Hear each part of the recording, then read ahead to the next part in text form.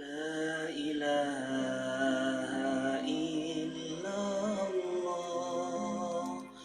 al-malikul haqqul mubin Muhammadur Rasulullah Sadiqul wa'dil amin La ilaha illallah Al-malikul haqqul mubin Muhammadur Rasulullah Sadiqul wa'dil amin Ya arhamar rahimin Ya arhamar rahimin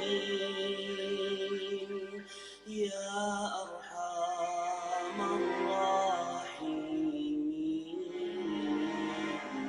فرج على المسلمين بجاه طه الرسول جد ربنا بالقبول وهب لنا كل سوء رب استجيب لي آمين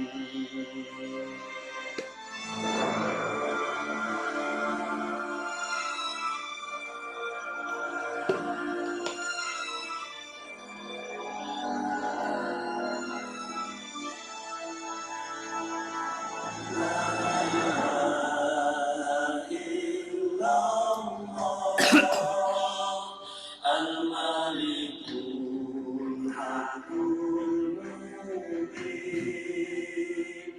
Muhammadur Rasulullah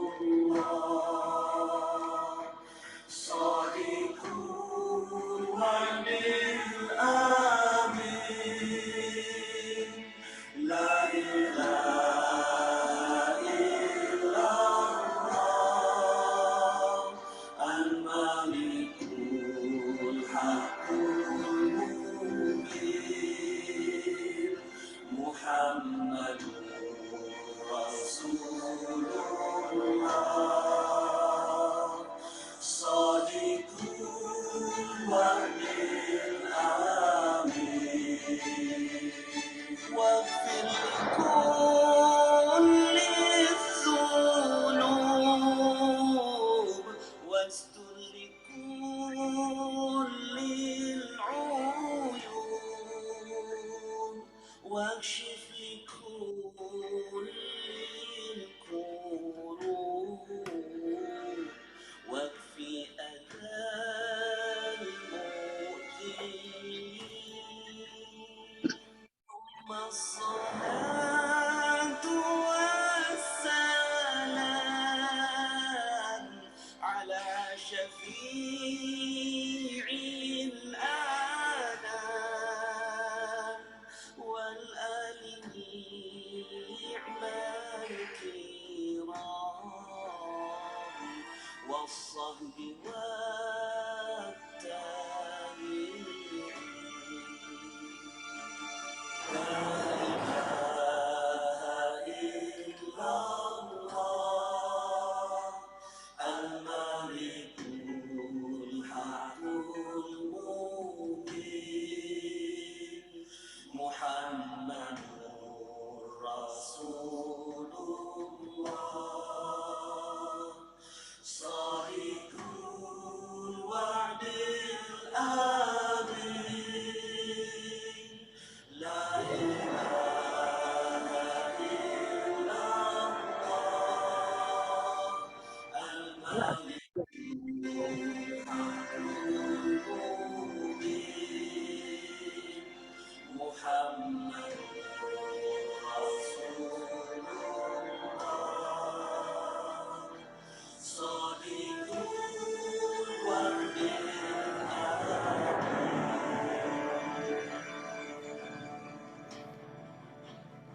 Bajinan.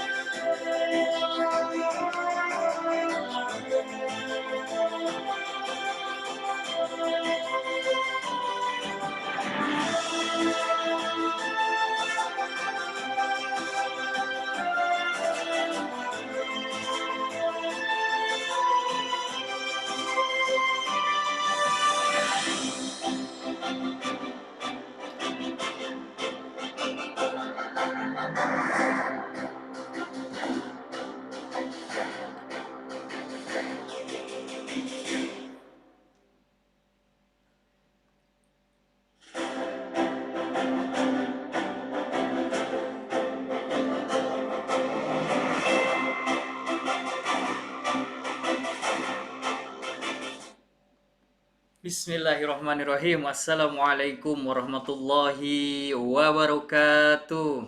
Waalaikumsalam warahmatullahi wabarakatuh. Alhamdulillah kita bertemu lagi Bapak Ibu semuanya di KWMR yang ke-22.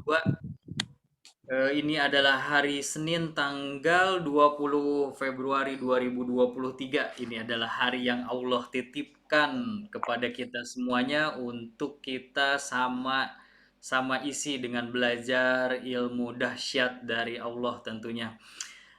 Pertama-tama mari kita panjatkan puji dan syukur kepada Allah Subhanahu wa taala bahwasannya pada hari ini khususnya dan insya Allah ke depannya kita akan selalu diberikan kenikmatan sehat, nikmat iman dan serta nikmat Islam. Salawat serta salam kita panjatkan ke hadirat junjungan alam Nabi besar Muhammad Sallallahu Alaihi Wasallam dengan mengucapkan Allahumma salli ala Sayyidina Muhammad wa ala ali Sayyidina Muhammad. Mudah-mudahan sholawat kita juga tersampaikan kepada keluarganya, kepada sahabatnya, dan tentunya kepada kita semuanya sebagai umatnya yang akan sangat rindu sekali akan syafaat dari Nabi besar Muhammad Shallallahu Alaihi Wasallam di yaumil akhir kelak. Baik Bapak Ibu semuanya, apa kabar Anda hari ini? Pasti jawabannya Alhamdulillah luar biasa dahsyat. Semoga rezekinya dahsyat, kesehatannya dahsyat gitunya, semuanya semoga dahsyat.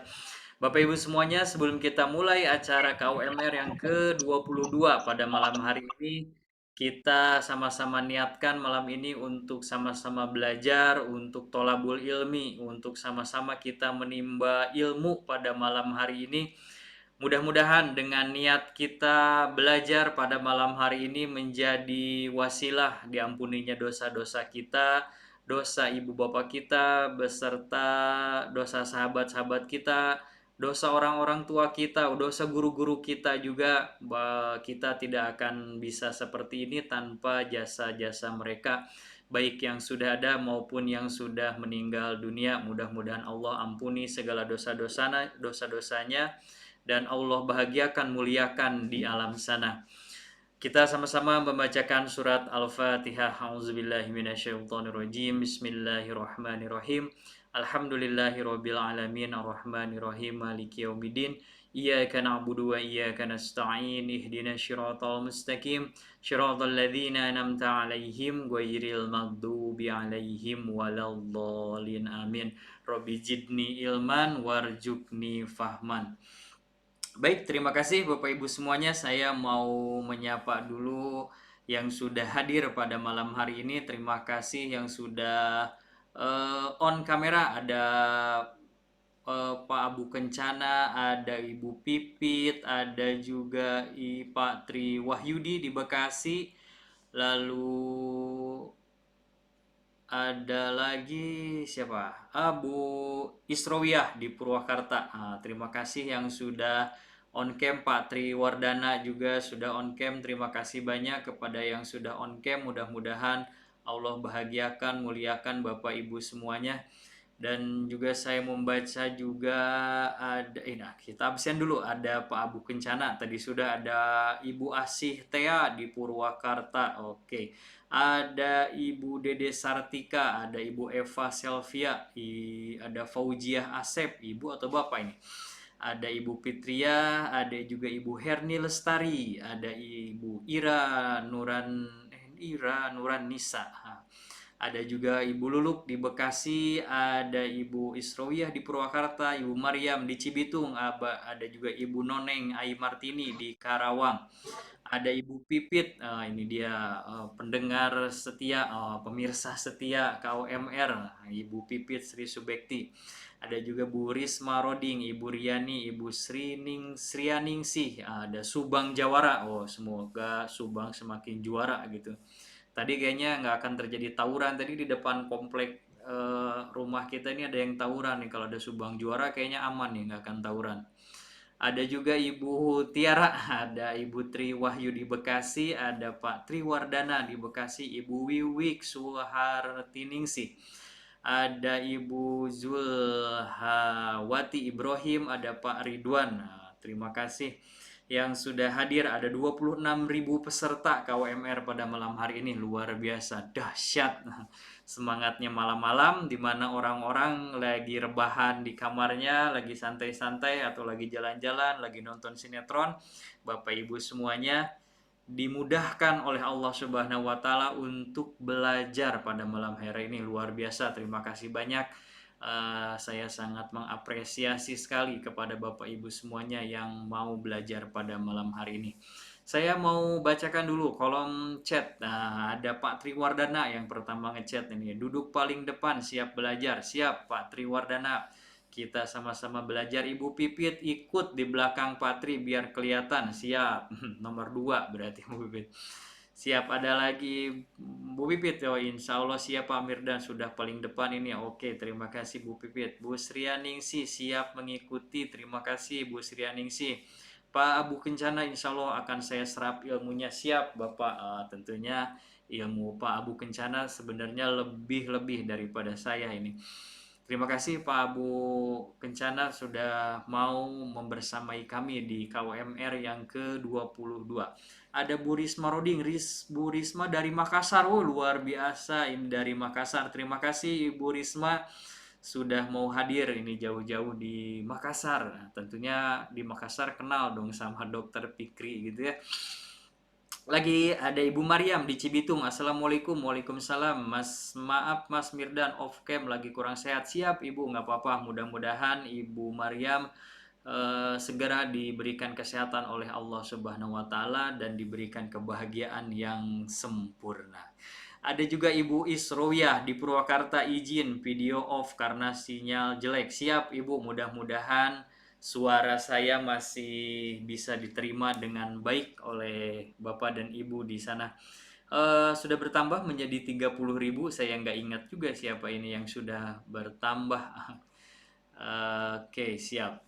Mudah-mudahan kita semakin siap dan dimampukan untuk terus belajar ilmu magnet rezeki, ilmu Allah, ilmu dahsyat dari Allah Subhanahu wa taala. Karena ada beberapa yang bilang gitu, belajar ilmu magnet rezeki itu bisanya tuh bisa aja bulan depan, belajarnya hari ini, ngertinya bulan depan. Nah, gitu. Oh, berarti dahsyat lah, masih mending gitu belajar hari ini, ngertinya bulan depan. Nah, jadi yang belajarnya hari ini nanti siap-siap tuh bulan depan baru bisa dipraktekkan. Nggak apa-apa, walaupun nggak tepat, nggak cepat, yang penting ilmunya bisa bermanfaat untuk kita semuanya. Baik Bapak Ibu, izinkan saya untuk share materi pada malam hari ini. Sebentar. Share sound, oke. Karena nanti akan ada video. Share sound, oke. Istighfar, nah ini materi kita pada malam hari ini. Istighfar rezeki lancar. Kenapa sih bisa gitu ya, hanya dengan beristighfar rezeki menjadi lancar. Apa sih istighfar ya? Istighfar itu bacaannya yang paling mudah astagfirullahaladzim. Cukup gitu aja, astagfirullahaladzim gitu ya. Istighfar itu adalah bacaan di penghujung kita melakukan ibadah. Biasanya gitu. Setelah selesai sholat, lalu kita zikir. Dan yang pertama kita buka zikirnya dengan membaca astagfirullahaladzim, astagfirullahaladzim, astagfirullahaladzim. Cuman yang jadi persoalan, istighfarnya benar-benar bisa bermakna atau enggak. Nah, itu yang menjadi pertanyaan untuk kita semuanya. Karena jangan sampai istighfarnya lewat aja. Istighfar ya baca aja istighfar, astagfirullahaladzim, lewat itu tanpa makna, tanpa penghayatan gitu. Dan apa ya, jadinya serasa nggak berguna aja kita baca istighfar gitu ya. Baca istighfar itu cuma membaca aja, amalan hati dan amalan lisan itu membaca astagfirullahaladzim gitu ya. Harusnya sih di mulutnya baca astagfirullahaladzim gitu, aku mohon ampun kepada Allah yang Maha Agung. Di hati dan pikirannya juga sama, mohon ampun. Jangan istighfarnya sambil main HP gitu ya, sambil buka HP, lihat status orang sambil baca istighfar, astagfirullahaladzim, astagfirullahaladzim, astagfirullahaladzim. Atau baca istighfar sambil telepon. Habis sholat ke telepon, gimana bisnis, astagfirullahaladzim, astagfirullahaladzim. Boleh nggak sebenarnya? Boleh, cuman pemaknaannya sampai sedalam mana gitu. Nah gitu, jadi kita lebih baik lebih khusyuk dalam membaca istighfarnya, astagfirullahaladzim. Nah itulah bacaan istighfar yang paling mudah, astagfirullahaladzim. Nah baca istighfar ini, nah ini adalah hakikat istighfar. Apa sih hakikat istighfar gitu ya, kita baca hakikat istighfar. Hakikat istighfar itu mengakui bahwa saya itu salah gitu ya. Kalau saya salah, saya ampuni saya siap belajar. Nah ini hakikat istighfar. Kalau terhadap diri sendiri itu kok bahasanya itu nggak disiplin kata banget gitu ya. Saya salah, kenapa nggak saya tidak benar gitu. Karena memang untuk diri kita, memang kita yang salah Bapak Ibu, tapi kita tidak boleh menyalahkan orang lain gitu. Ya, selama ini kan kita baca istighfar itu astagfirullahaladzim, itu si ibu ngomongnya nggak dikontrol gitu. Atau astagfirullahaladzim, itu pakaiannya nggak pantas banget. Astagfirullahaladzim, itu ngomongnya kok gitu. Nah, kebanyakan kita itu baca istighfarnya nunjuk sama orang lain. Nah ini yang nggak tepat gitu ya dalam yang kita lakukan selama ini. Baca istighfarnya nunjuk sama orang lain. Nah, astagfirullahaladzim katanya itu udah nikah lagi aja gitu. Nah padahal yang nikah dia gitu, yang ribetnya kita kan, jadinya nggak bagus gitu ya. Biarkan aja gitu yang nikahnya orang lain. Atau astagfirullahaladzim, itu mobilnya baru lagi padahal cicilan panci belum lunas. Nah ini juga menjadi persoalan, istighfarnya jadi nunjuk ke orang lain. Jadi sebenarnya gimana sih ya, istighfar tuh untuk diri kita. Istighfar itu untuk diri kita sendiri, mengakui dengan saya salah, ampuni saya dan saya siap belajar gitu. Saya siap belajar itu adalah hakikat istighfar gitu. Nah, ini ketika kita membaca astagfirullahaladzim, yakinkan dalam hati kita, dalam pikiran kita bahwa kita itu ngaku saya salah, ampuni saya siap belajar gitu. Nah, karena setiap orang itu pasti punya dosa dan setiap orang itu pasti melakukan kesalahan.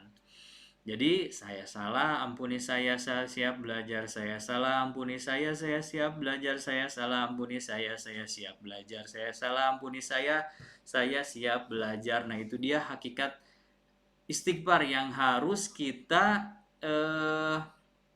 camkan benar-benar gitu ya dalam hati dan pikiran kita. Kan kita maunya dengan baca istighfar rezeki jadi lancar, dengan baca istighfar rezeki menjadi berkah dan berlimpah gitu. Nah, apakah bisa? Ya bisa.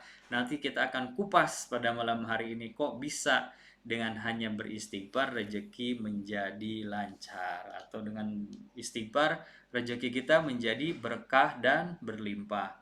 Ini itu hakikat istighfar. Nah, lalu kita maknai lagi hidup yang berlimpah. Nah, baca istighfar pengennya hidupnya berlimpah. Apa sih makna berlimpah? Jadi berlimpah itu pikirannya sehat, hatinya tenang, semua kehidupan, semua kebutuhan hidup itu dipenuhi oleh Allah.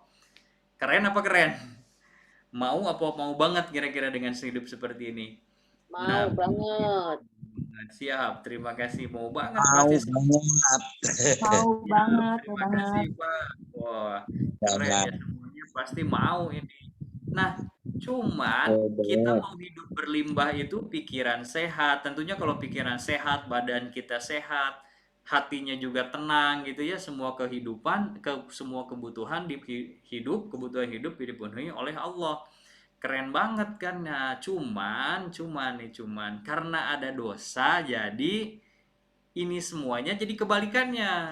Karena dosa, karena dosa gitu, karena satu dosa aja gitu hidup kita itu. Nah, ini jadi kebalikannya, jadi pikirannya nggak sehat, hatinya jadi nggak tenang, semua kebutuhan boro-boro dipenuhi oleh Allah, sama Allah bisa aja dicuekin. Oh, tapi ada katanya orang yang selalu melakukan dosa tapi kebutuhan hidupnya dipenuhi sama Allah. Nah, itu hati-hati itu hati-hati dengan hidup yang seperti itu, karena Allah itu nggak pengen punya hutang. Allah itu labelnya maha kaya, Bapak Ibu. Allah itu maha kaya.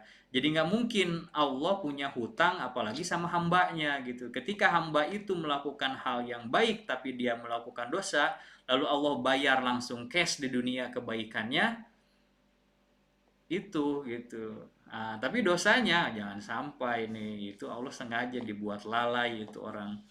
Nanti siap-siap aja di akhir nanti gitu. Jangan sampai kita menjadi orang yang seperti itu. Jadi tadi yang pertama hakikat beristighfar yaitu adalah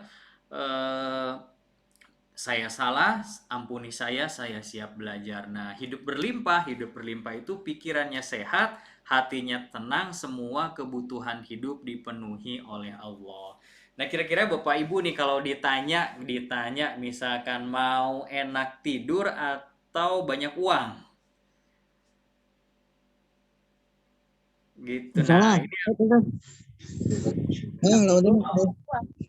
mau enak tidur tidur dan banyak uang juga. Mau semuanya. Kalau itu berarti saya nggak akan nanya tuh kalau mau semuanya. Kan pilihan, hidup itu adalah pilihan. Nah, kita mau sehat, mau nggak sehat gitu ya, itu pilihan. Jadi nggak akan ada pertanyaan kalau mau dua-duanya. Nah, pikiran mau enak tidur atau mau banyak uang gitu. Karena belum tentu yang banyak uang itu hidupnya berlimpah. Karena banyak orang yang banyak uang tapi nggak bisa tidur. Banyak juga orang yang banyak uang tapi hatinya nggak tenang, resah, gelisah gitu ya.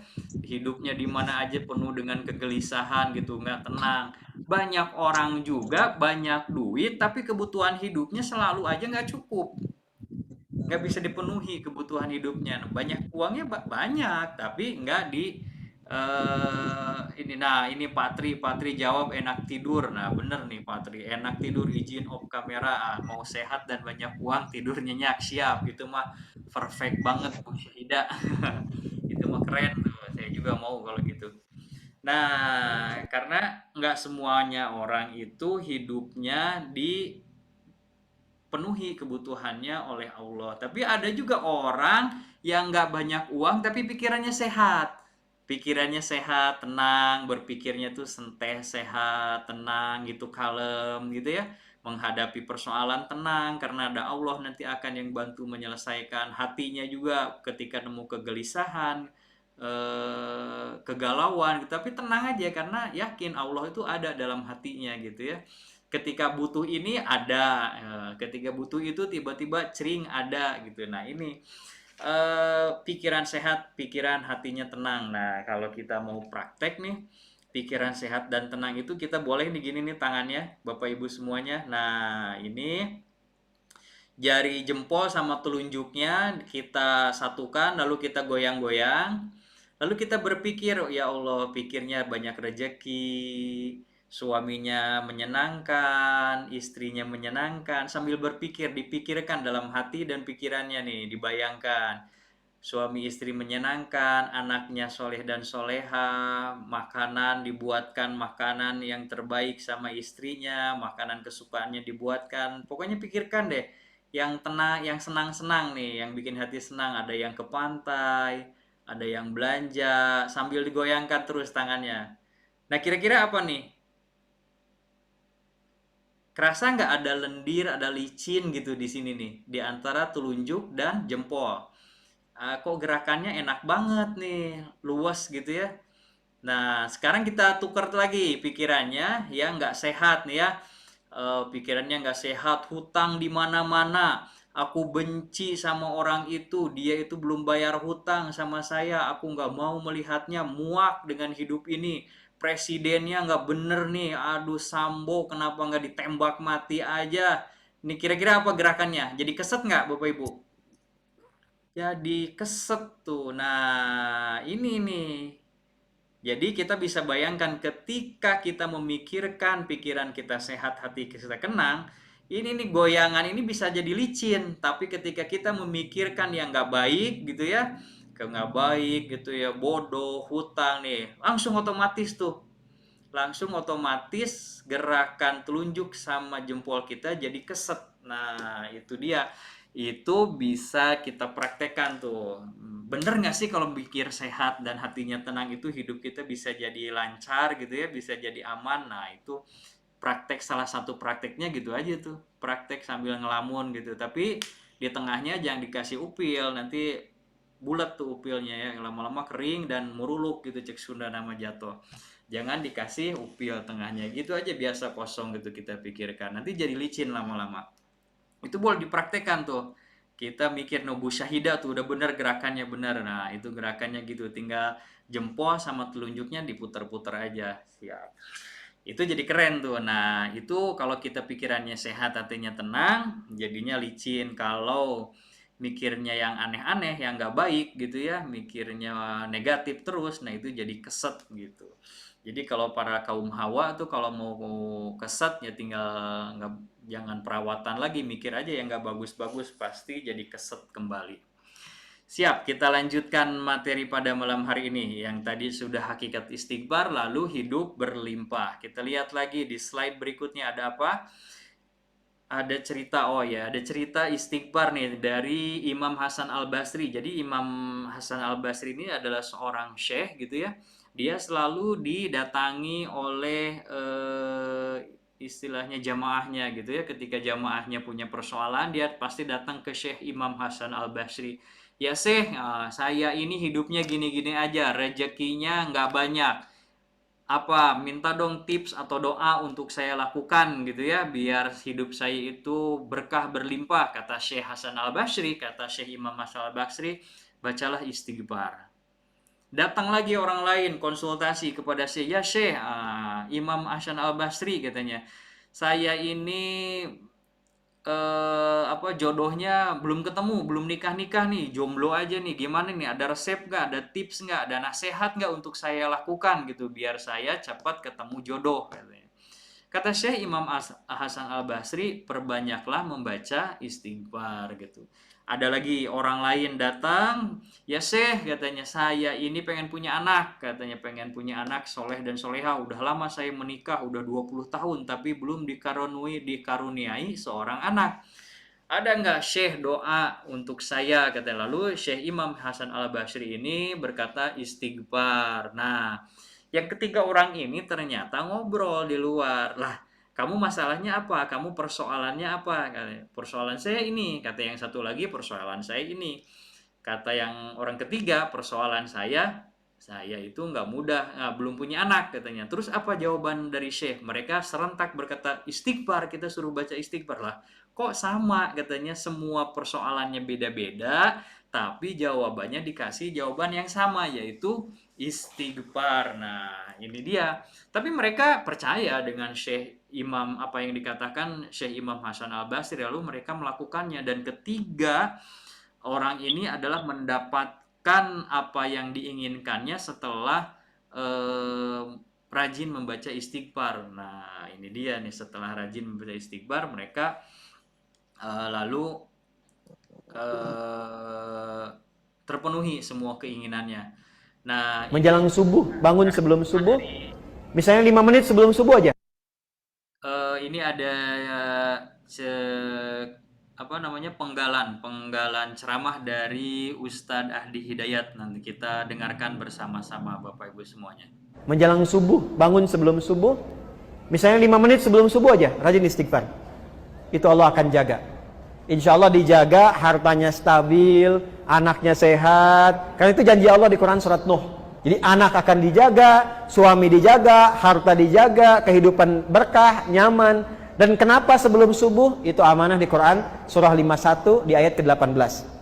Wabil ashari hum yastaghfirun.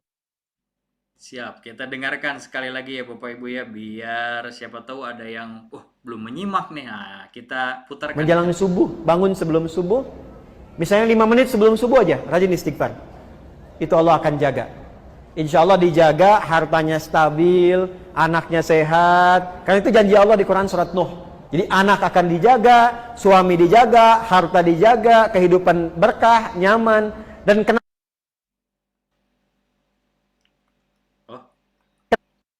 kenapa sebelum subuh? Itu amanah di Quran surah 51 di ayat ke-18. Wabil ashari hum yastaghfirun. Itu dia tips dari Ustadz Hadi Hidayat, 5 menit sebelum subuh. Nah, kita harus banyak membaca istighfar gitu ya. Harus banyak membaca istighfar, apalagi kalau sebelumnya kita sholat tahajud dulu lalu ditutup dengan memperbanyak membaca istighfar. Nah, ini surat yang disebutkan oleh Ustadz Hadi Hidayat dalam penggalan ceramahnya itu, yaitu Quran surat Nuh ayat 10. Nah, ayat 10 sampai 11 nih saya sampai 12 sampai 12 saya masukkan di sini. Bismillahirrahmanirrahim. Bismillahirrahmanirrahim. Fakultus tagfiru rabbakum innahu kana ghafaro yursilis samaa alaikum midroro wa yumdiblikum bi amwali wa banin wa yaj'al lakum jannati wa yaj'al lakum anharo. Nah, ayat ke-10-nya bermakna, maka aku berkata kepada mereka, mohonlah ampunan kepada Tuhanmu, sungguh dialah maha pengampun. Nah, setelah minta ampun terus ngapain? Di ayat ke-11-nya dibahas, niscaya dia akan menurunkan hujan. Dia itu Allah. Niscaya Allah akan menurunkan hujan yang sangat lebat. Hujan yang sangat lebat dari langit kepadamu. Yang ayat ke-12-nya, dan dia memperbanyak harta dan anak-anakmu, dan mengadakan kebun-kebun untukmu, dan mengadakan sungai-sungai untukmu. Kebayangkan, cuman baca istighfar, mohon ampun, lalu Allah menurunkan hujan yang lebat kepada kita. Hujan yang lebat ini berarti keberkahan untuk hidup kita, rezeki yang berlimpah untuk kita gitu ya, rezeki yang ngagolontor lah, Sunda nama ngagolontor untuk kita semuanya. Cuman ada orang yang kena air, ada yang orang yang basah, ada yang enggak gitu ya. Karena apa? Karena dia masih punya dosa. Nah, tapi kan hujan itu jadi malapetaka, bisa menjadikan banjir. Yang menjadikan banjir itu bukan hujan yang diturunkan oleh Allah, tapi karena kelakuan kita yang tadinya harusnya itu area penghijauan dibikin rumah, area penghijauan dibikin pencakar langit gitu ya, dibikin jalan, padahal itu area hijau. Gunung diratain. Nah, itu kelakuan siapa? Kelakuan manusia, karena keserakahan kita lah yang membuat banjir di muka bumi ini. Yang sebenarnya Allah itu menurunkan hujan itu, hujan yang lebat kepada kita itu adalah rahmat. Itu kasih sayang Allah yang Allah berikan kepada kita. Nah, lalu dia itu dengan mohon ampun di ayat ke-12-nya juga Allah berjanji kepada kita, kita itu akan dibanyakan hartanya. Keren nggak tuh? Keren apa keren? Cuman baca istighfar, istighfar itu kan salah satu, mohon ampun itu kan salah satu jalannya dengan banyak membaca istighfar gitu ya. Lah, selain itu ada apa lagi? Ada sholat tobat, ada apa gitu ya. Dia memperbanyak harta dan anak-anakmu tuh yang pengen punya anak, baca istighfar yang banyak, terus aja baca istighfar, nggak usah dihitung. Baca istighfar dengan penghayatan yang kedalamannya itu yang dalam banget gitu, baca istighfarnya, jangan cukup lewat doang gitu ya. Jangan baca yang selewat-selewat, apalagi yang baca ada cewek gitu seksi ngelewat depan mata, kita baca istighfar tapi bari molotot. Nah, itu yang nggak bagus tuh, istighfarnya jadi mubazir nih. Istighfar gitu ya, mata-mata. Nah, gitu. Dan mengadakan kebun-kebun untukmu. Nah, kebun-kebun ini kalau zaman sekarang ya, zaman dulu kan nggak dibilang bisnis, belum ada bisnis ya, kita ada belum bisnis ini, bisnis itu gitu ya, ada juga MLM. Kalau zaman sekarang kan, zaman dulu belum ada, adanya tuh kebun aja lah, kebun. Nah, kebun itu bisa dikatakan lah kalau zaman sekarang itu bisnis gitu. Dan mengadakannya sungai-sungai untukmu tuh. Kebayang, udah ada kebun di sebelahnya ada sungai. Oh, keren banget. Kita itu udah nggak usah nyiram, tinggal metik buahnya doang gitu ya. Mau ini petik, mau itu petik, nggak usah nyiram gitu. Karena gimana Pak? Di bawah, di sampingnya itu ada sungai, ada kebun, ada sungai. Ya udah nggak usah nyiram. Tinggal akarnya aja tuh mencari kemana letak air berada. Nah, akhirnya kita nggak usah nyiram, tinggal metik buahnya aja, tinggal nikmatnya aja gitu. Nah, ini yang surat yang disebutkan oleh Ustadz Hadi Hidayat di penggalan ceramahnya di video tadi itu, Quran surat Nuh ayat 10 gitu, ayat 10 sampai 12 ini tentang rezeki. Lalu yang disebutkan lagi tadi itu adalah surat Az-Zariyat ayat ke-18. Wabil ahsarihum yastaghfirun. Auzubillahi minasyaitonirrajim.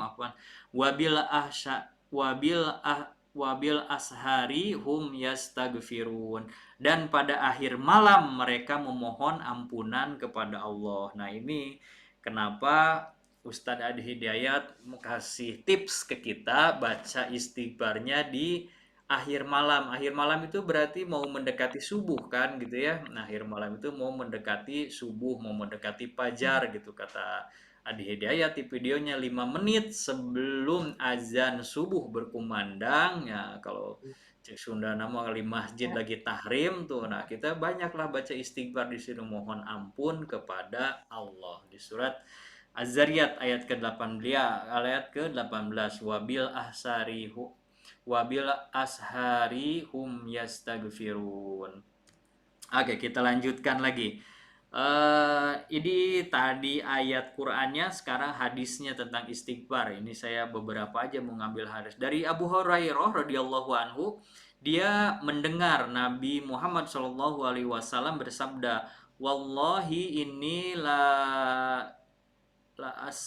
astaghfirullah wa atubu ilaihi fil yaumil aksaro min sab'ina marotan." Nah, demi Allah, aku sungguh beristighfar pada Allah dan bertaubat padanya dalam sehari itu lebih dari 70 kali. Nah, ini hadis riwayat Bukhari nomor 6307. Nah, demi Allah, Nabi Muhammad itu apa istilahnya, ya demi Allah, dengan membawa nama Allah gitu, demi Allah bersumpah demi Allah aku sungguh beristighfar pada Allah dan bertaubat padanya dalam sehari lebih dari 70 kali itu dalam sehari. Keren apa keren gitu ya. Itu nabi yang maksum gitu ya, yang dijaga oleh Allah, yang terbebas dari dosa gitu ya, yang calon ahli surga gitu, bertobatnya aja, beristighfarnya aja lebih dari 70 hari dan 70 kali dalam sehari. Nah, kita berapa kali nih? Nah, ini yang jadi pertanyaan besar untuk kita semuanya, termasuk diri saya pribadi. Berapa kali kita membaca istighfar dalam sehari? Nah, ini harus kita camkan. Rezekinya mau berkah berlimpah, kebutuhan hidupnya mau dipenuhi oleh Allah gitu ya.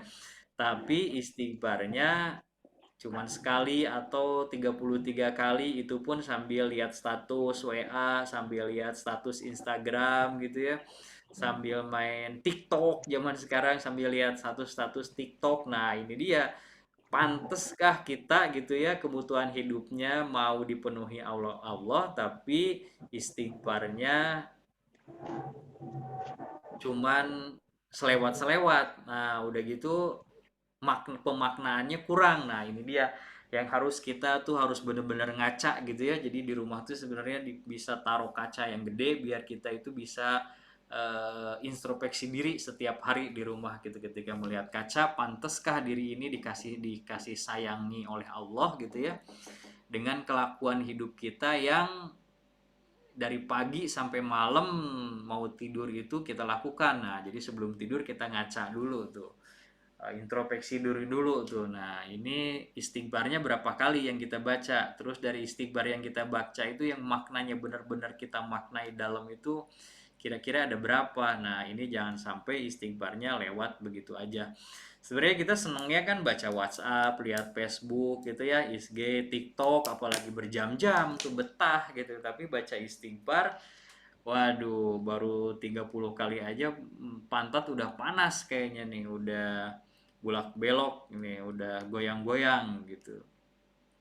Kita lanjutkan hadis yang kedua nih, yang saya kutip dari hadis riwayat Muslim. Dari Al-Ghor Al-Muzanni, yang merupakan sahabat Nabi, bahwa Nabi besar Muhammad Shallallahu Alaihi Wasallam bersabda, innahu la yugonu ala qalbi wa ini la astaghfirullah fil yaumi mi'ata marrotina. Ketika hatiku malas nih, Nabi, ketika hatiku malas, beristighfar pada Allah dalam sehari sebanyak 100 kali. Hadis riwayat Muslim nomor 2702. Bayangkan, lagi nggak semangat aja bacanya 100 kali sehari. Lagi nggak semangat, apalagi lagi semangat. Nah, kita lagi semangat dan lagi nggak semangat, berapa kali itu bacanya. Nah, ini harus jadi kita bahan introspeksi juga gini nih. Ini hadisnya bagaimana nih kita menyikapi dua hadis ini dan dua ayat Quran yang tadi itu. Ayat ada surat Nuh, lalu ada ini dua hadis ini. Nah, ini kata Allah berjanji mohon ampun, nanti dibanyakin rizki, tapi mohon ampunnya enggak, rizkinya pengen. Nah, kita kira-kira gimana nih posisinya nih? Oke, kita lanjutkan kembali dengan tipe-tipe. Nah, ini tipe orang yang melakukan dosa. Nah, tipe-tipe nih, ada tipenya ternyata orang yang melakukan dosa itu. Yang pertama adalah tipe melakukan dosa sedangkan dia tahu kalau itu dosa. Nah, ini nih yang melakukan dosa sedangkan dia tahu kalau itu dosa. Ini ilmunya mah bener banyak, belajar terus, ngaji terus gitu ya. Belajar terus, ngaji terus, tapi dosanya jalan terus. Nah, ini bahaya nih. Ini tipe orang yang pertama nih, melakukan dosa sedangkan dia tahu kalau itu dosa. Nah, jadi kalau dia tahu bahwa itu dosa, itu berarti ilmunya itu wah, udah kebayang kan ilmunya gitu, ilmunya banyak gitu, karena dia tahu yang dilakukan itu adalah dosa, tapi dia terus melakukannya, dan gambarannya hatinya itu wah akan semakin hitam, karena setiap kita melakukan sebuah dosa itu, kita itu dapat satu cap titik noda hitam dalam hati kita. Kebayang nih, sekali melakukan dosa kita punya satu titik hitam dalam hati kita. Ya ini yang orang tipe pertama ini tahu bahwa yang dilakukannya itu dosa, tapi tetap dilakukan. Kebayang itu hatinya akan menghitam dan terbakar gitu. Nah ini akan kebayang sekali kelakuan orang yang seperti ini. Ini tipe orang pertama yang melakukan dosa gitu ya, melakukan dosa sedangkan dia tahu kalau itu dosa. Lalu tipe orang yang kedua adalah melakukan dosa tapi dia tidak tahu dia melakukan dosa. Nah, melakukan dosa tapi saya tuh nggak tahu riba itu ternyata dosa. Tapi saya pelaku riba, tapi saya nggak tahu riba itu. Nah, ini kenapa ketidaktahuannya? Karena dia tidak mau belajar, tetap aja jadi dosa nih.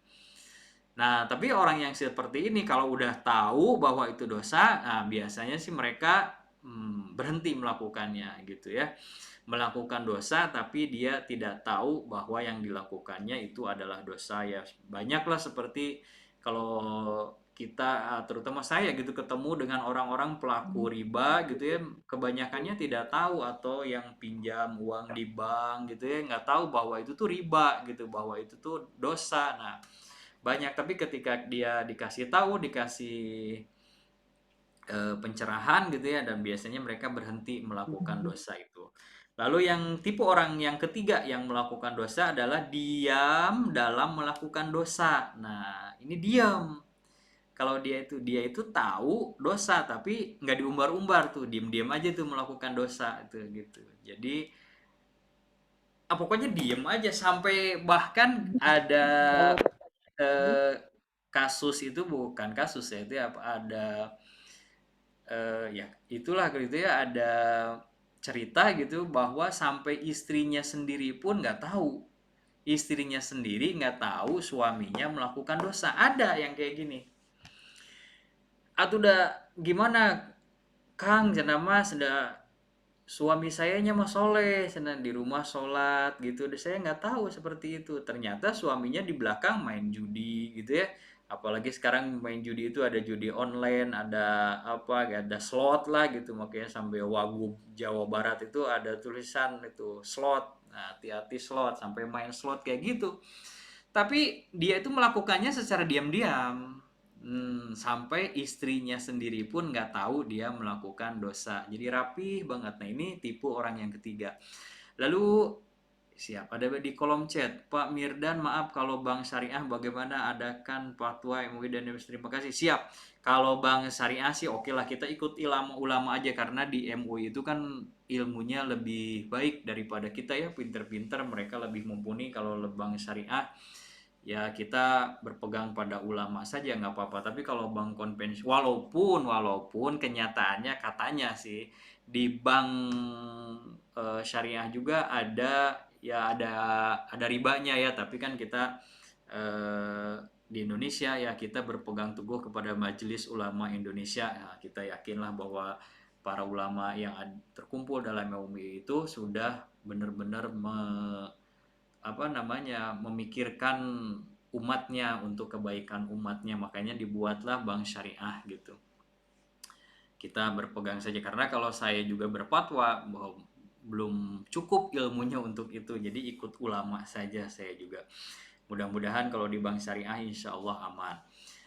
Diam dalam melakukan dosa. Yang ketiga, ini tipe orang yang melakukan dosa nih, yang ketiga. Lalu yang keempat, tipe orang yang melakukan dosa yaitu yang keempat adalah melakukan dosa tapi dia tidak malu dalam melakukan dosa. Nah ini ada kan zaman sekarang nih di online, di Facebook gitu ya, kadang-kadang kayak saya juga kalau lagi scroll Facebook suka ada muncul gitu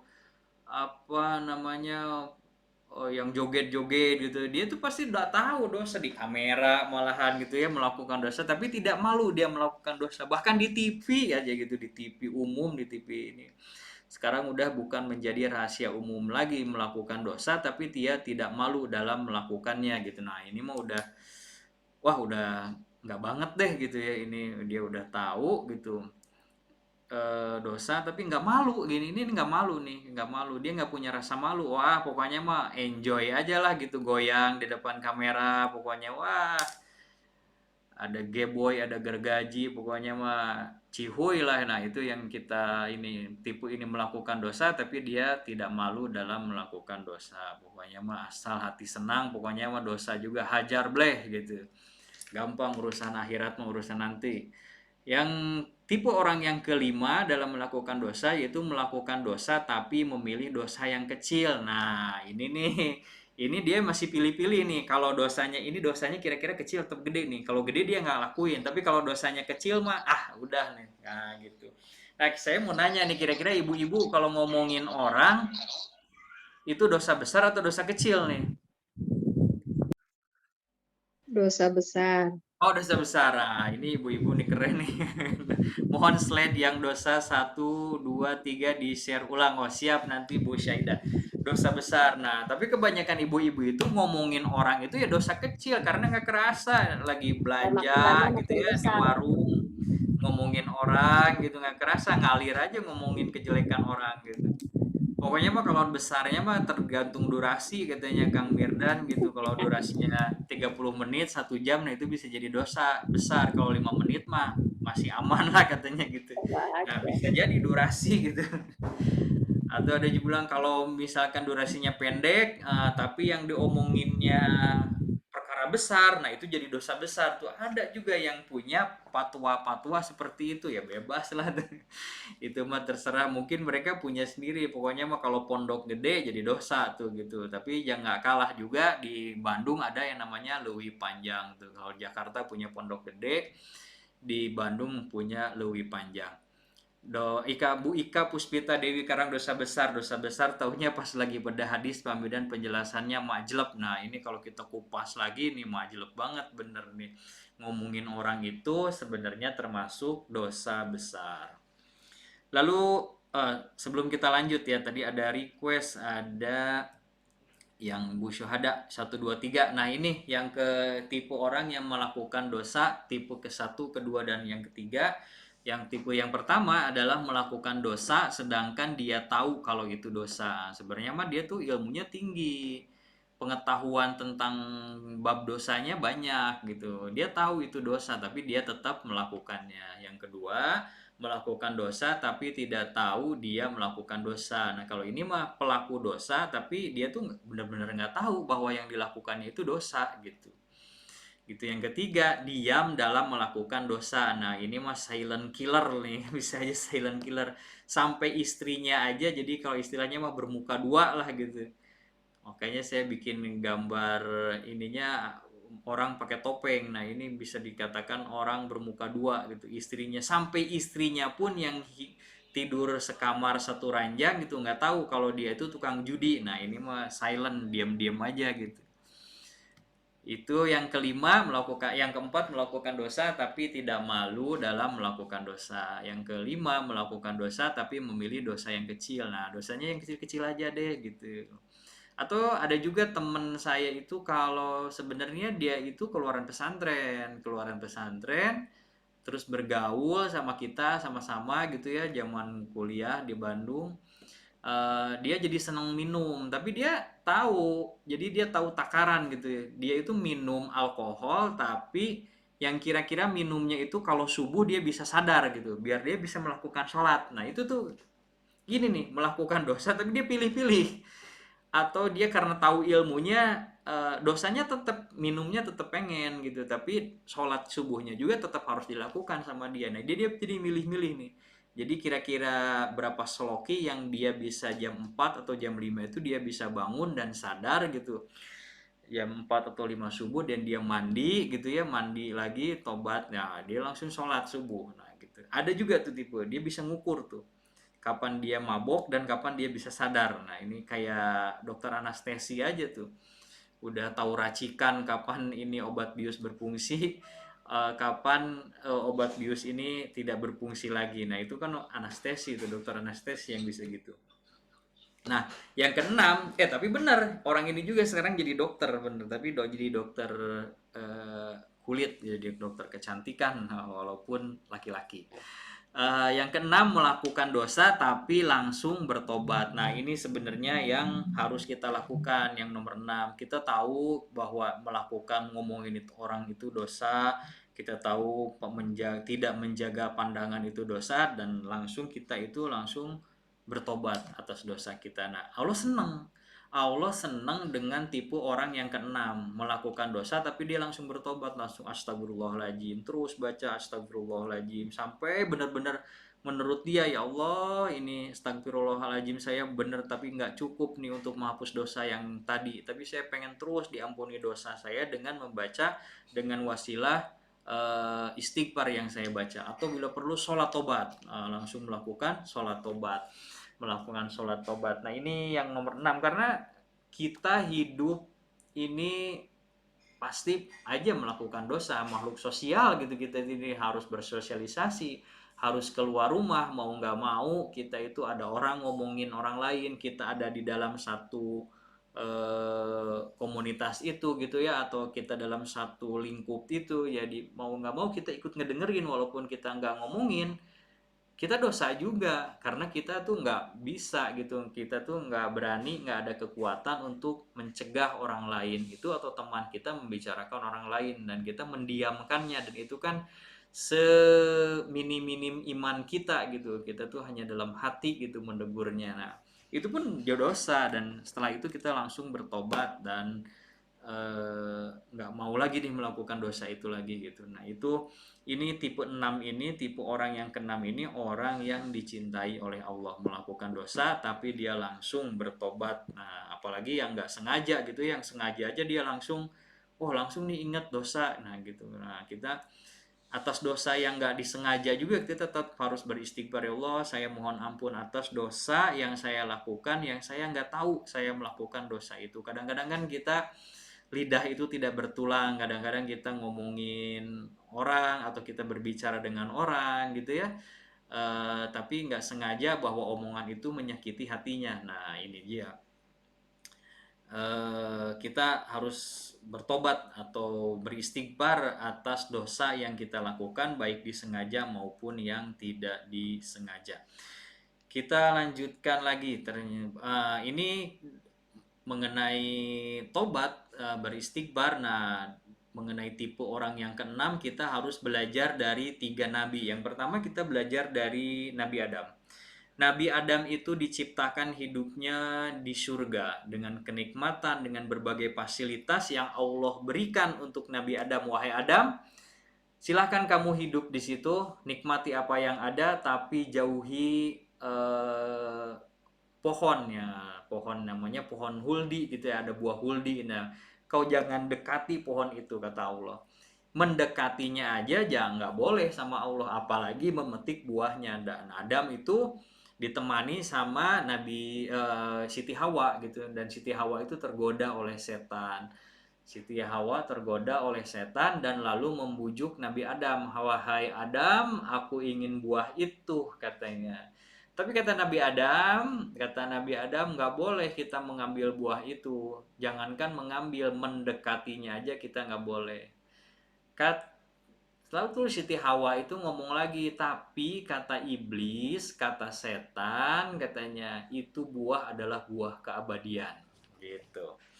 Kalau kita mau abadi hidup di dunia, di surga, katanya kita harus makan buah itu, katanya. Sengaja Allah itu tidak memperbolehkan kita makan buah itu biar kita itu katanya nggak abadi hidup di surga gitu. Lalu ya namanya laki-laki gitu ya, dengan godaan wanita gitu ya, akhirnya oke deh kalau gitu kita ambil.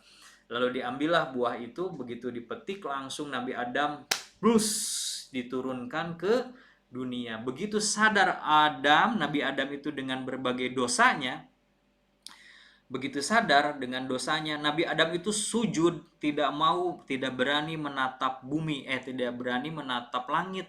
karena sadar bahwa saya itu telah melakukan dosa dan saya itu telah dijerumuskan ke dunia gitu oleh Allah. Dia itu nggak berani selama berapa? Selama 600 tahun. Seingat saya selama 600 tahun Nabi Adam itu nggak berani melihat bumi, nggak berani melihat langit. Sujud aja dia tuh sujud sambil membaca doa. Apa yang doanya yang dibaca nanti kita akan lihat gitu ya. Lalu kita belajar lagi dari Nabi Yunus. Nabi Yunus ini juga melakukan dosa. Jadi Nabi Yunus itu dakwah kepada kaumnya.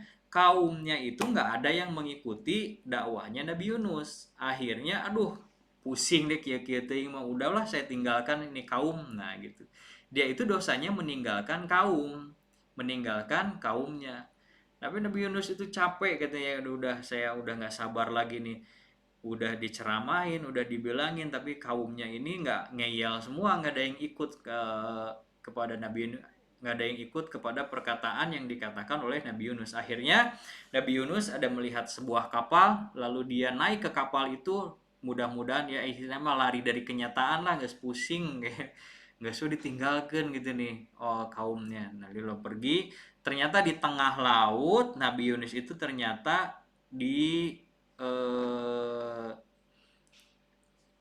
dijebloskan, apa ya istilahnya, dijeburin ke laut sama penghuni kapal yang lainnya, dijeburin, akhirnya disantap oleh namanya ikan hiu gitu. Nah di dalam itu dia itu berarti Nabi Yunus mempunyai 3 kegelapan, yaitu kalau kita punya banyak dosa nih kita juga akan menemui 3 kegelapan.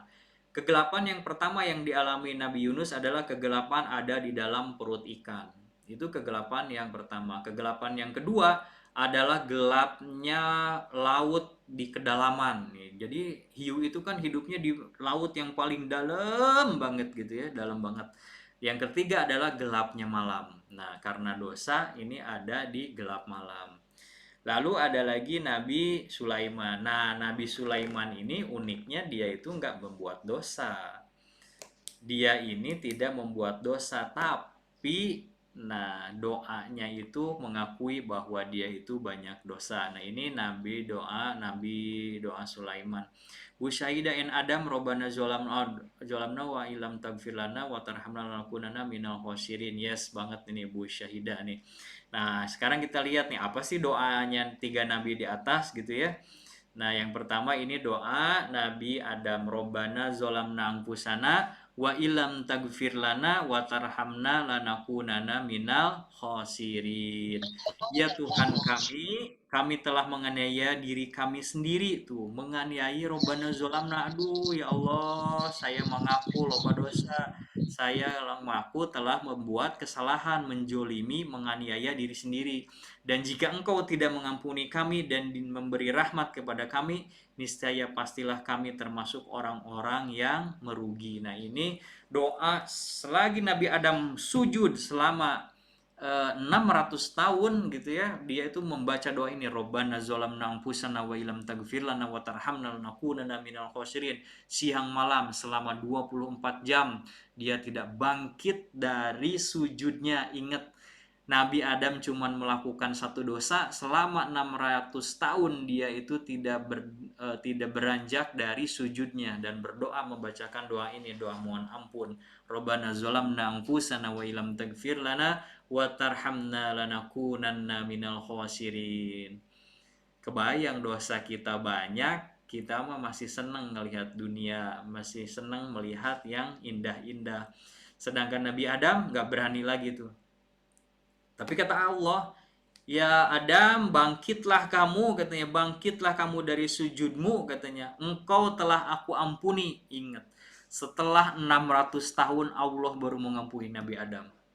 Begitu bangkit, Nabi Adam melihat ke langit dan dia kaget bahwa ribuan malaikat itu telah mengelilingi Nabi Adam.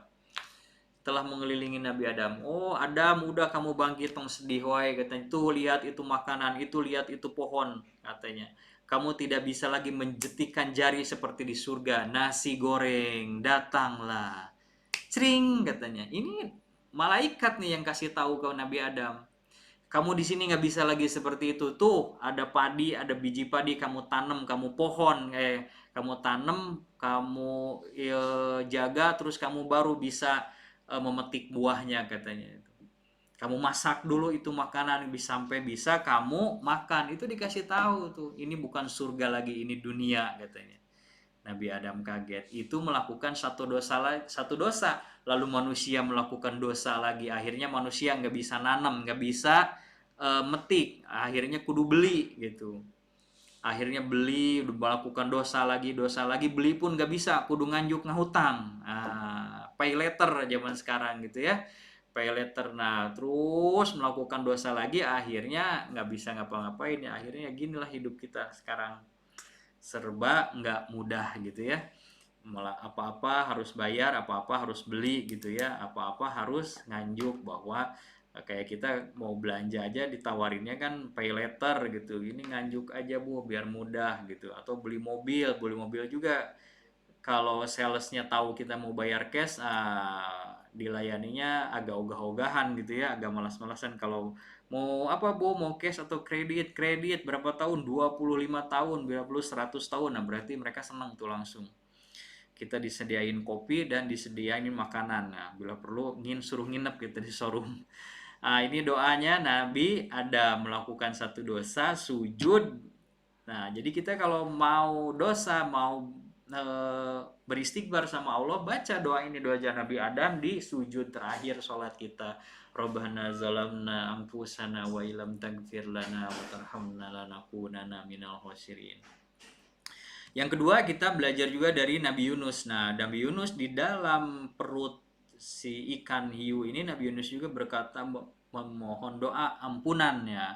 Doanya yaitu la ilaha illa anta subhanaka inni kuntu minaz zolimin. Tidak ada Tuhan selain Engkau, maha suci Engkau, sungguh aku termasuk orang-orang yang jalim. Kenapa jalim? Karena dia nggak sabar, ini Nabi Yunus nggak sabar menghadapi kaumnya gitu, nggak sabar menghadapi kaumnya. Akhirnya dia itu mengakui bahwa saya ini termasuk orang-orang yang jalim. Sesungguhnya tidaklah seorang muslim berdoa dengannya dan suatu masalah melainkan Allah kabulkan baginya. Ini hadis riwayat Tirmizi nomor 3505. Nah, ini doa Nabi Yunus. Jadi menurut cerita gitu ya dari guru saya itu, nanti di alam mahsyar itu kita akan menemui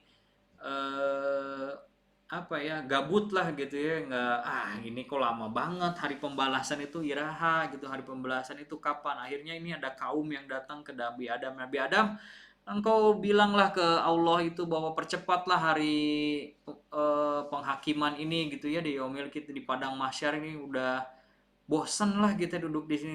Nah, ada menjawab, nggak bisa katanya, saya tuh punya banyak dosa katanya. Banyak dosa, dosanya apa katanya, ditanya. Saya ini ya memetik buah huldi di surga gitu. Aduh, lalu umat itu datang lagi ke Nabi Yunus gitu, ke Nabi Yunus cobalah gitu. Nabi Yunus pun sama menjawab hal yang sama, saya ini banyak dosa, saya nggak bisa bilang itu gitu. Tuh datanglah ke Nabi yang lain, sampai akhirnya terakhir datanglah ke Nabi Muhammad SAW. Itu tuh berbondong-bondong gitu, lagi di padang mahsyar tuh mencari. Padang mahsyar tuh menunggunya itu, wah katanya sih nggak cepet gitu ya. Nah ini yang menarik, yang terakhir adalah doa Nabi Sulaiman. Doa Nabi Sulaiman itu untuk kekayaan dan kejayaan, karena doa Nabi Sulaiman itu banyak gitu ya. Dia itu bisa bicara dengan hewan, dengan semut gitu ya. Nah doanya auzubillahi minasyaitonirrajim ini ada di surat Shad ayat ke-35. Auzubillahi minasyaitonirrajim. Qala rabbighfirli wa habli mulkan la yambagi li ahadim mim ba'di innaka antal wahhab. Ya Tuhanku, ampunilah aku dan anugerahkanlah kepadaku kerajaan yang tidak dimiliki oleh seorang jua pun sesudahku. Sesungguhnya Engkaulah yang Maha Pemberi. Nabi Sulaiman tuh nggak diceritakan dalam kisahnya itu dia itu punya dosa ini, punya dosa itu. Tapi Nabi Sulaiman itu mengakui bahwa saya itu nabi-nabi juga manusia gitu. Dia itu mengakui nabi juga manusia, dan setiap manusia pasti melakukan dosa, dan sebelum dia meminta kerajaan, meminta kekayaan, meminta kejayaan gitu ya, dia tuh mohon ampun dulu. Awal doanya itu, ya Allah, ya Tuhanku, ampunilah aku dan anugerahkan kerajaan kepadaku yang tidak dimiliki oleh seorang jua pun sesudahku, sesungguhnya Engkaulah yang Maha Pemberi. Nah, kita harus belajar dari 3 nabi yang tadi itu, ada Nabi Adam, ada Nabi Yunus, dan Nabi terakhir Nabi Sulaiman gitu. Bagaimana beliau itu berdoa, dan berdoanya itu pasti mohon ampun dulu gitu, karena janji Allah begitu kita di surat Nuh yang sudah tadi dibacakan di awal, begitu kita sudah minta ampun, terus Allah pasti akan menyehatkan pikiran kita, menenangkan hati kita, dan mencukupi semua kebutuhan kita semuanya. Oke, kita lanjutkan. Nah, ini istighfar, bacaan istighfar nih. Oh, doa Nabi Sulaiman, nih atasnya belum diganti. Ini Sayyidul Istighfar nih di hadis riwayat Bukhari nomor ke 6306. Barang siapa yang membaca di waktu siang dengan keyakinan lalu mati di hari itu sebelum sore tiba, maka ia termasuk ahli surga. Nah, ini dahsyatnya Sayyidul Istighfar nih. Dalam hadis riwayat Bukhari nomor 6306. Bagaimana bacaannya Sayyidul Istighfar? Auzubillahi minasyaitonirrajim. Allahumma anta rabbi la ilaha illa anta khalaqtani wa ana abduka wa ana ala ahdika wa wa'dika mastata'tu a'udzubika min syarri ma sanatu abu laka bi ni'matika alayya wa abu bi zambi faghfirli fa innahu la yaghfiru dzunuba illa anta. Yang artinya, ya Allah, Engkaulah Tuhanku, tiada Tuhan selain Engkau yang menciptakanku. Ini ketauhidan nih. Aku adalah hambamu. Nah, mengakui bahwa kita ini adalah hamba Allah dan setia pada janjiku padamu semampuku. Nah, janji kita itu ingat nih, sudah ditulis di Lauhul Mahfudz tuh, kita tuh janjinya seperti apa.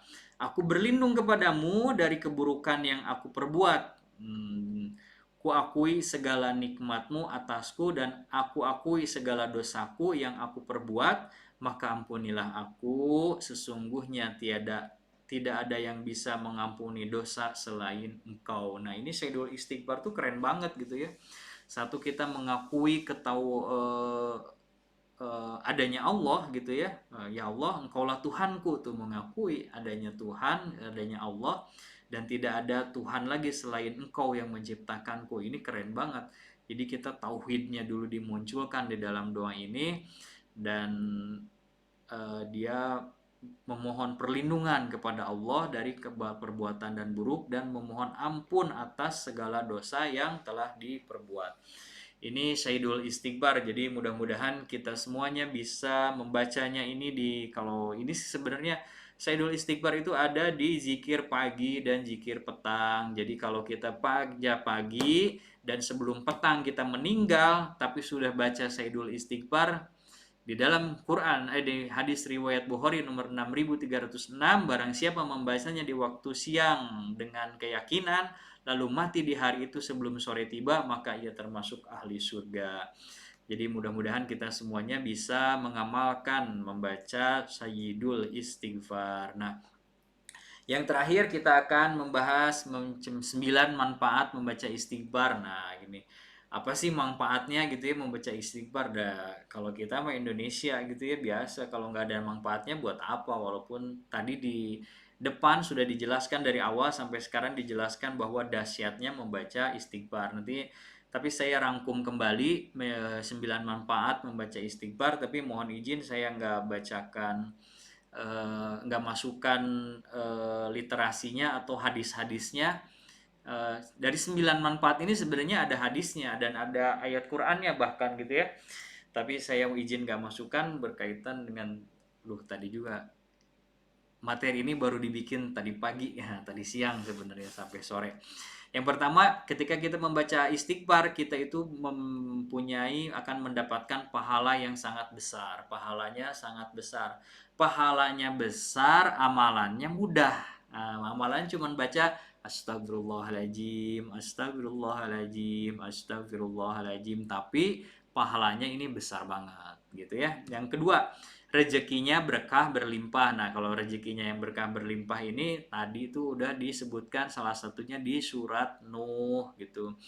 Ayat ke-10 rezekinya berkah berlimpah ketika kita mohon ampun. Di ayat ke-11-nya maka Allah akan berikan rezeki. Ya, akan menurunkan hujan yang sangat lebat dan rezeki, harta, anak-anak, kebun dan sungai-sungai. Nah, ya, Allah niatnya kita maunya satu, rezeki yang berkah berlimpah, tapi Allah baik banget, Allah kasihnya 4. Kita maunya satu, Allah kasihnya 4. Yang ketiga, masuk surga nih. Makanya tadi tuh banyak baca istighfar, maka kita akan masuk surga. Tadi baca Sayyidul Istighfar, kalau kita baca pagi atau siang dan kita meninggal di hari itu dan kita membacanya dengan penuh keyakinan kepada Allah, meninggalnya sebelum sore, maka kita akan dimasukkan ke dalam ahli surga. Yang keempat, manfaat membaca istighfar, dihapuskan dosa. Udah jelas lah kan ya, di hakikat istighfar adalah mengakui saya salah, ampuni saya, dan saya siap belajar. Maka dengan membaca istighfar, maka akan dihapuskanlah dosa-dosa kita. Yang kelima, mencegah dari azab Allah. Nah, kalau kita mau jauh dari azab Allah, maka perbanyaklah membaca istighfar. Yang keenam, diangkat derajatnya. Diangkatnya derajatnya. Ini ceritanya ada yang meninggal gitu ya, seseorang ibu meninggal, tapi kok dia tuh diangkat terus derajatnya, diangkat meninggal, terus dia itu tadinya ceritanya itu di neraka, tapi dia naik, masuk ke surga, di surganya juga naik lagi tingkatannya, derajatnya naik lagi. Lalu dia bertanya kepada malaikat, wahai malaikat, katanya, katakan pada Allah, kenapa aku bisa seperti ini gitu, padahal aku ini di dunia gitu banyak dosanya, katanya. Lalu malaikat kata Allah, katanya, anak keturunanmu, wainu yang disebut waladun solihun gitu ya, anak keturunanmu selalu memintakan ampunan untuk dosa-dosamu, maka kamu diangkat derajatnya tuh, kebayang tuh, diangkat derajatnya oleh anak yang waladun solihun, yang soleh dan solehah, yang cinta sama kedua orang tuanya. Makanya tugas kita sebagai bapak atau ibu atau orang tua, kita itu harus menciptakan, yarhamukallah, yang harus menciptakan anak-anak generasi penerus kita yang waladun solihun, yang soleh dan soleha. Yang ketujuh, hatinya menjadi suci. Nah, itu tadi kan di awal, kalau dengan membaca istighfar, hati kita itu akan bersih. Yang kedelapan, memperoleh anak dan keturunan, seperti kisahnya tadi 3 orang yang datang ke Syekh, yang salah satunya yang ketiga udah 20 tahun menikah, cuman belum dikasih keturunan. Nah, banyaklah membaca istighfar, maka Allah akan kasih keturunan, anak yang soleh dan soleha. Yang kesembilan, dengan membaca istighfar yang terakhir, kita ini akan menjadi sehat dan kuat, jiwa dan raganya ini. Baik Bapak Ibu semuanya, terima kasih. Itu materi yang bisa saya sampaikan pada malam hari ini. Mudah-mudahan semuanya bisa mengambil ilmu dan pelajaran, dan tentunya kita semuanya bisa mempraktekkan apa yang telah disampaikan pada malam hari ini. Mudah-mudahan besok malam ini sebelum tidur kita jadi banyak membaca istighfar, menjadi penyemangat untuk kita semuanya untuk selalu membacakan istighfar di setiap keadaan. Habis sholat, mau makan, setelah makan, lagi beraktivitas gitu, terus aja kita baca istighfar dari bangun tidur sampai mau tidur kembali.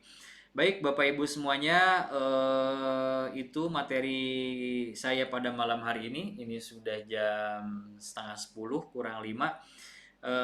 Kalau mau ada bertanya silahkan nanti buka mic-nya, raise hand atau bisa menuliskan di kolom chat. Tapi sebelum kita masuk ke pertanyaan, saya akan menginformasikan dulu kegiatan SHMR yang akan diadakan pada hari Sabtu tanggal 25 Februari. 25 Februari kita akan ada SHMR yang tadinya tanggal di pertengahan, biasanya di pekan kedua setiap bulannya, dan ini adanya di tanggal 25 gitu ya, di pekan ketiga, dikarenakan kemarin Pak Nasrullah baru melaksanakan umroh dari Turki ke Madinah, ke Mekah, lalu pulangnya nggak ke Indonesia dulu, langsung ke Malaysia bertemu dengan Prof. Muhaya. Ini SHMR yang akan ada di tanggal 25 Februari 2023. Ini yang saya infokan yang ada di Sikapura. Izin saya informasikan, yang pertama ada Ibu Oti Sukarso. Nah, ini Ibu Oti Sukarso yang dekat dengan Aulia ITB School, Jalan Raya Hankam, Gang Garuda nomor 21, nah di Jati Sampurna, Kota Bekasi, Jawa Barat. Nah, ini bisa menghubungi M. Lutfi Ardi 0812 8357 6970 dengan investasi Rp100.000. Lalu ada lagi Ibu Dinta Rusli dan Ibu Reni Rusli, ini kakak beradik bersaudara, selalu bersama mengadakan seminar hibrid Mahir Rezeki dengan host Pak Bambang, ini keren. Investasinya 130.000, yang early bird-nya sama 150.000 minus 7. Kenapa sih harganya ada yang 100.000, ada yang 150.000? Itu nanti tergantung dengan hotel dan fasilitas yang diberikan oleh para CTMR-nya, Bapak Ibu semuanya ya. Jadi harganya bisa beda-beda gitu ya. Tapi rata-rata sih di 100.000 gitu. Bisa ada yang 150.000, ada juga yang 200.000.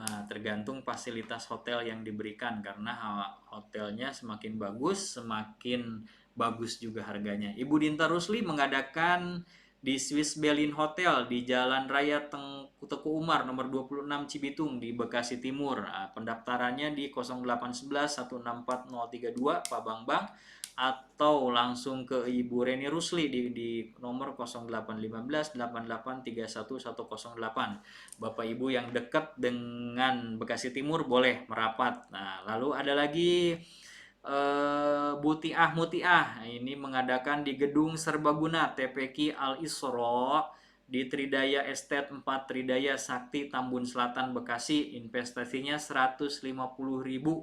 Kalau nggak salah nih, seingat saya di sini selalu ada bakso nih di Butiah Mutiah tuh.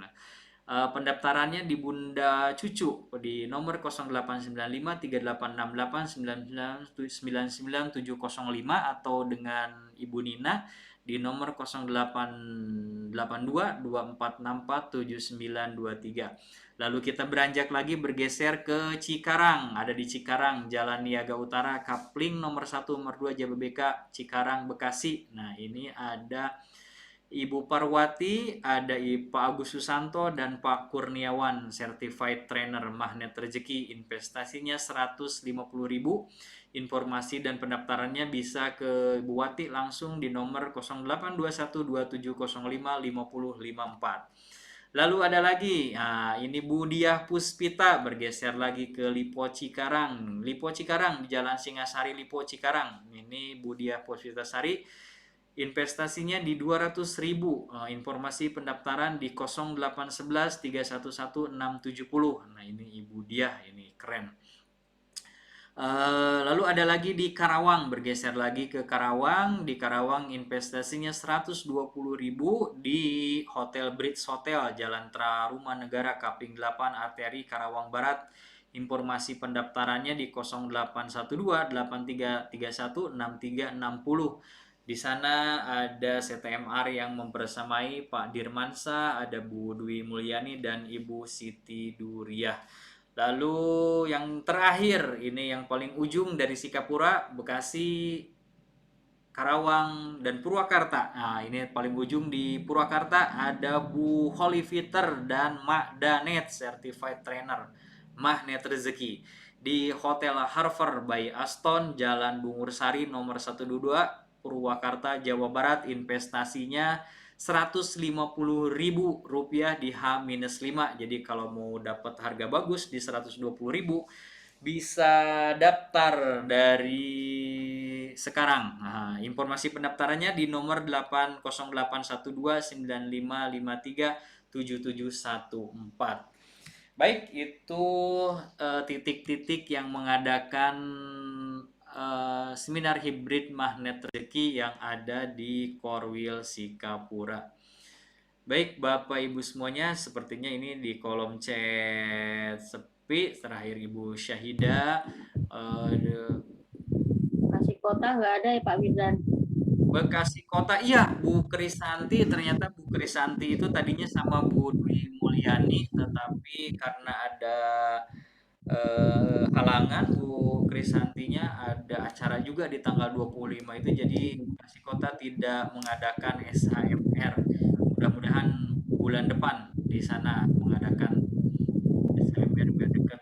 Burung saya jazakallah ilmunya Pak Mirdan, semoga menjadi amal soleh dan jariah buat Pak dan keluarga, amin amin ya Allah ya rabbal alamin. Baik, mudah-mudahan ilmunya menjadi pengingat buat saya pribadi dan bisa kita amalkan bersama-sama.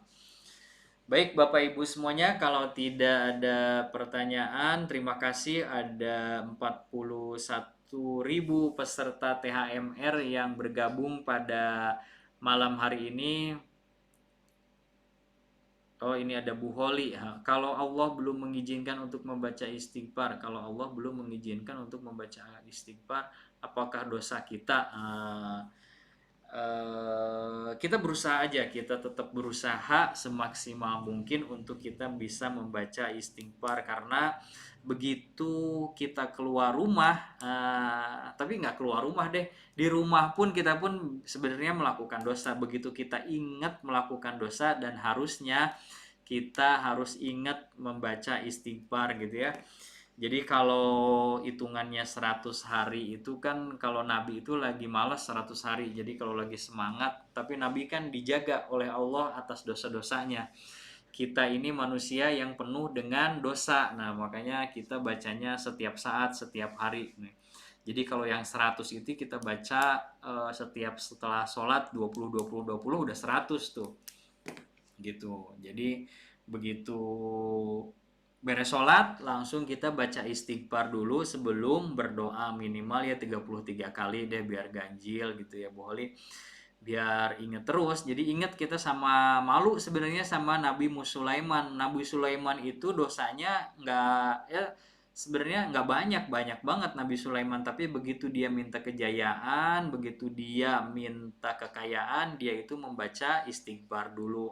Terus siapalah kita gitu malu dengan Nabi Sulaiman. Ketika kita meminta sama Allah, kita pun harus mendahului dengan berzikir dan membaca istighfar. Kita niatkan insya Allah, karena ada lagi yang testimoni selain Bu Pipit. Terbukti dan merasakan dengan istighfar saya terhindar dari maut saat ditabrak mobil, nggak luka sedikit pun. Nah itu benar tuh Bu Pipit tuh ya, keajaibannya udah dahsyat banget gitu. Mudah-mudahan keajaiban yang manisnya juga bisa Allah cepat berikan kepada Bu Pipit.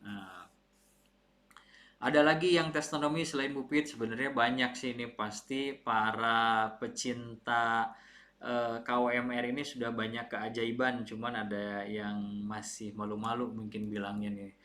Nggak apa-apa, nanti memang ada keajaiban yang memang harus dirahasiakan, dan ada juga yang harus kita ceritakan sebagai pelajaran untuk kita semuanya. Baik Bapak Ibu semuanya, terima kasih telah hadir di KWMR yang ke-22 dengan saya Mirdan Ardiansa. Saya doakan semoga Bapak Ibu semuanya ada dalam kebaikan, kebahagiaan, dibahagiakan, dimuliakan oleh Allah Subhanahu wa Ta'ala.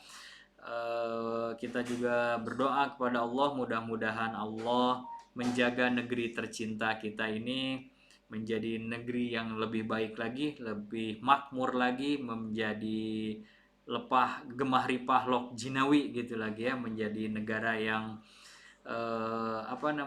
pembela Islam yang baik gitu. Kita juga berdoa semoga keturunan-keturunan kita menjadi keturunan-keturunan yang soleh dan soleha. Kita berdoa suami istri kita juga menjadi suami istri yang soleh dan soleha, dan kita juga berdoa Amin.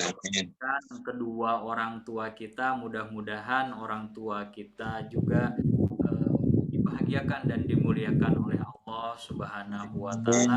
Jangan lupa.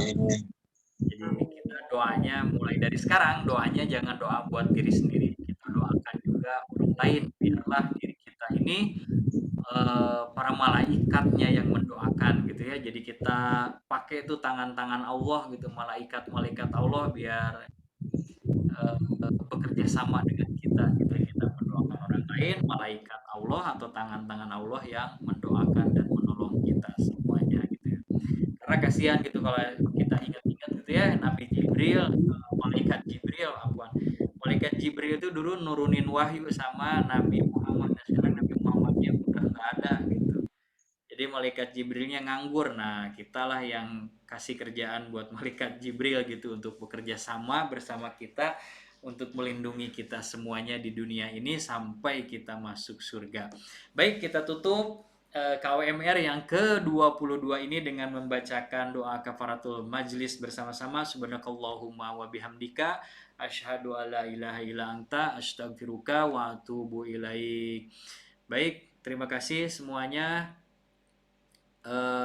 Saya Mirdan Hardiansah, mohon pamit undurin diri. Mudah-mudahan Bapak semuanya istirahat dalam keadaan bahagia. Salam untuk keluarga tercinta, dan jangan lupa tersenyum untuk orang-orang terkasih di sebelah Anda. Saya Mirdan Hardiansah, pamit undur diri. Assalamualaikum warahmatullahi wabarakatuh. Waalaikumsalam warahmatullahi wabarakatuh. Terima kasih Pak Mirdan. wabarakatuh. Pak Kencana, Patri, Wahyudi, terima kasih. Wah, kurma tangkai keren. Terima kasih Patri. Nikmat banget kayaknya tuh makan kurma tangkai.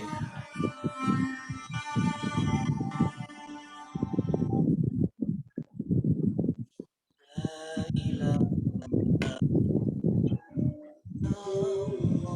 الله الملك الحق المبين محمد رسول الله صادق الوعد الآمين لا إله إلا الله الملك الحق المبين محمد رسول الله صادق الوعد الآمين يا أرحم الراحمين يا أرحم الراحمين يا أرحم الراحمين فرج على المسلمين بجاه طه الرسول جد ربنا بالقبول وهب لنا كل سول رب استجيب لي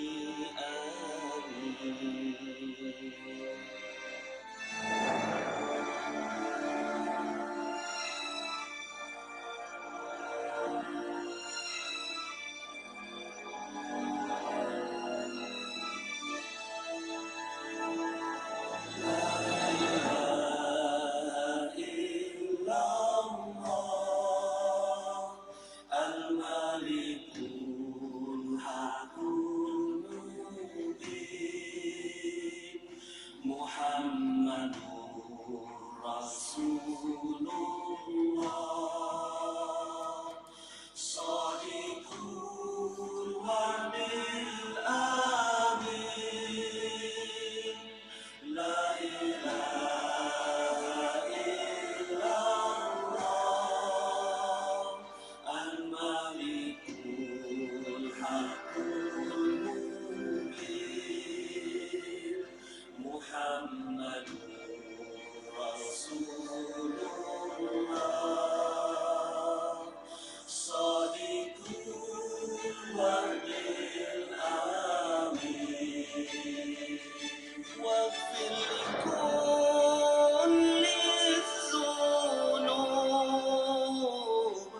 واستر لكل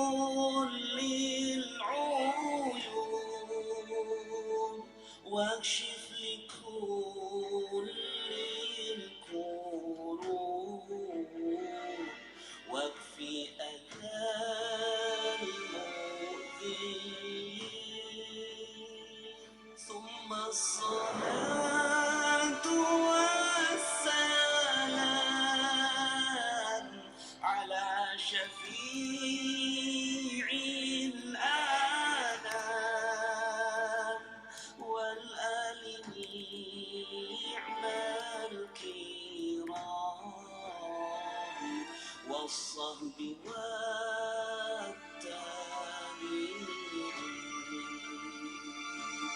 لا إله إلا الله الملك الحق